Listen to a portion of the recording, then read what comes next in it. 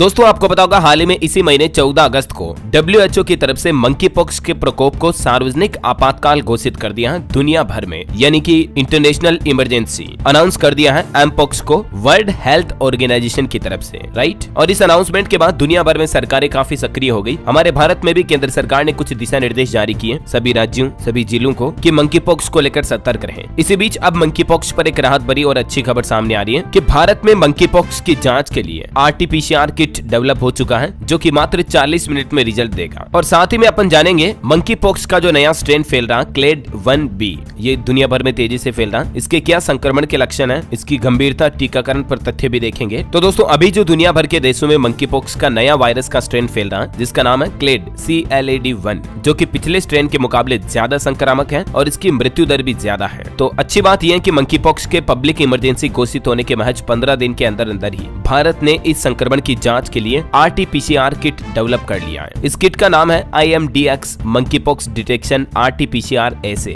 और इसे सीमेंस हेल्थिनियर्स ने तैयार किया है। कंपनी ने यह दावा किया है, क्लेम किया है कि इस किट से सिर्फ 40 मिनट में टेस्ट रिजल्ट मिल जाएंगे और इस किट को पुणे के ICMR National Institute of Virology ने क्लिनिकल मान्यता भी दे दी है। वहीं Central Protection Drugs Standard Control Organisation यानी CDSCO ने इस किट को बनाने की भी मंजूरी दे दी है, यानी किट डेवलप हो चुका है। अब इसे बल्क में बनाया जाएगा, जल्द ही ये किट मार्केट में अवेलेबल होगा और कंपनी का कहना है कि पारंपरिक तरीकों के मुकाबले काफी तेज रिजल्ट देगी ये kit. Siemens health care private limited के मैनेजिंग डायरेक्टर हरिहरन सुब्रमण्यम का कहना है कि सटीक और सही डायग्नोस्टिक्स की आवश्यकता आज के समय में जितनी महत्वपूर्ण है उतनी पहले कभी नहीं रही है। ये किट मात्र 40 मिनट में रिजल्ट देगी, जो कि 1-2 घंटे में रिजल्ट देने वाले पारंपरिक तरीकों के मुकाबले काफी तेज है। अब अच्छी बात यह दोस्तों कि इस किट की मदद से मंकी पॉक्स का पता लगाने वाला समय कम होगा, जिससे कि लोगों को इलाज जल्दी मिल पाएगा, इलाज में तेजी आएगी, है ना। वडोदरा की यूनिट में एक साल में 10 लाख किट बनाने की क्षमता है, जो इस कंपनी की वडोदरा में यूनिट है उसका एक प्रोडक्शन कैपेसिटी है। अब ये प्रोसेस भी आप देख सकते हैं कि किट कैसे काम करती है। तो ये एक तरह की साइंटिफिक प्रोसेस ही है। अगर आप थोड़ा बहुत साइंस में रुचि रखते हैं तो ये आपको आसानी से समझ में आ जाएगी। वैसे आपके जनरल नॉलेज के लिए बता दूं दोस्तों, दुनिया में पहली बार 1958 में बंदरों में मंकी पॉक्स का मामला देखा गया था। ये वजह कि इसे मंकी पॉक्स कहा जाता है क्योंकि सबसे पहले इसे बंदरों में पाया गया, है ना। और आइए अब देखते हैं इसके संक्रमण, बचाव, लक्षण, उपाय वगैरह क्या रहेंगे। सबसे पहले देखिए एमपॉक्स कैसे फैलता है। तो ये किसी संक्रमित जानवर या संक्रमित इंसान के एक दूसरे के निकट संपर्क में आने से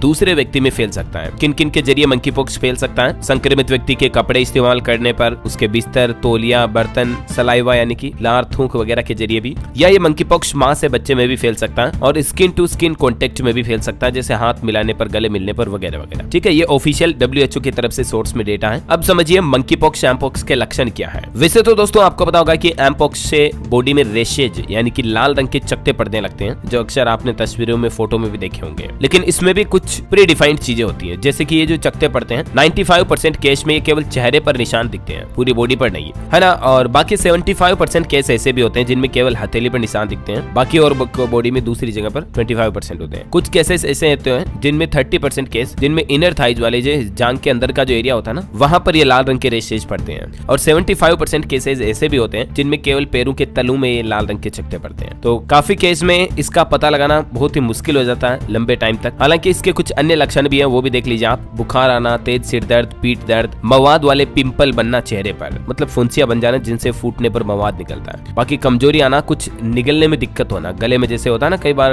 अलिश वगैरह, वो मतलब टोंसिल, जो गले में टोंसिल हो जाते हैं उससे कुछ निगलने में, खाने पीने में दिक्कत आती है। तो वैसी दिक्कत इसमें मंकी पॉक्स में भी आ सकती है कई बार। और बाकी त्वचा में लाल चकत्ते तो आपको पता ही है। अब समझिए एमपॉक्स से बचाव के लिए हमें क्या क्या करना चाहिए। सबसे पहला, संक्रमित व्यक्ति को छूने से बचें, माउथ वॉश का उपयोग करें, वैक्सीन जरूर लगवाएं, एंटीवायरल दवाइयां लें, आई ड्रॉप का भी उपयोग करें अगर आंखों में जलन हो रही, दिक्कत हो रही तो। लेकिन ध्यान रखें ये दवाइयों वगैरह का इस्तेमाल आप डॉक्टर की परामर्श के बाद ही लें, ठीक है ना। घर पर ही होशियार ना बने, डॉक्टर ना बने खुद ही, क्योंकि कई बार उल्टी सीधी दवाइयां लेने पर उल्टा चक्कर पड़ जाता है। तो ये कुछ दोस्तों मंकी पॉक्स से जुड़ी इन्फॉर्मेशन थी, बातें चीजें थी और एक अच्छी खबर थी, मैंने आपको सब कुछ बता दिया। आगे भी और इसको लेकर जो भी अपडेट आएंगे मैं आपको बताता रहूंगा इसी चैनल DLS न्यूज के माध्यम से। तो बिल्कुल आप मेरे साथ जुड़े रहेगा, चैनल को सब्सक्राइब करके बेल आइकन दबा देना, इस वीडियो को लाइक और शेयर जरूर करना। जय हिंद, जय भारत, वंदे मातरम।